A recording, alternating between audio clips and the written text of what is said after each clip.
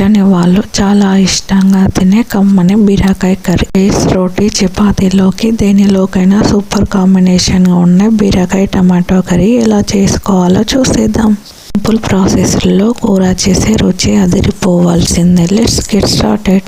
బీరకాయలు, టమాటాలు, ఆనియన్స్ మంచిగా కట్ చేసుకొని పక్కకు పెట్టేసుకోవాలి. ఇప్పుడు స్టవ్ ఆన్ చేసుకొని ఒక గిన్నె పెట్టుకొని అందులో ఆయిల్, జీలకర్ర, ఆవాలు, ఆనియన్స్ బాగా ఫ్రై అయ్యాక అందులో అల్లం వెల్లుల్లి పేస్ట్, పసుపు వేసి పచ్చివాసన పోయేంత వరకు ఫ్రై చేసుకోవాలి. మొత్తం బాగా ఫ్రై అయ్యాక ఇందులో మనము కట్ చేసుకున్న బీరకాయ ముక్కలు వేసేసుకోవాలి. పీచు పదార్థం ఉన్న బీరకాయను తినడానికి ఎక్కువ మంది ఇంట్రెస్ట్ చూపించరు. అలాగే పిల్లలు బీరకాయతో చేసిన కర్రీ తినడానికి అస్సలు ఇష్టపడరు.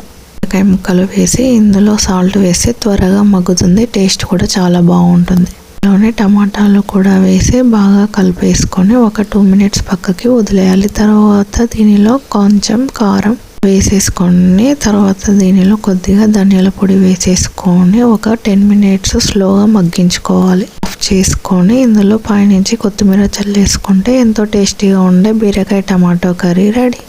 బీరకాయలో టమాటోలు వేసి చూడండి, మళ్ళీ కావాలంటారు. Please subscribe my channel.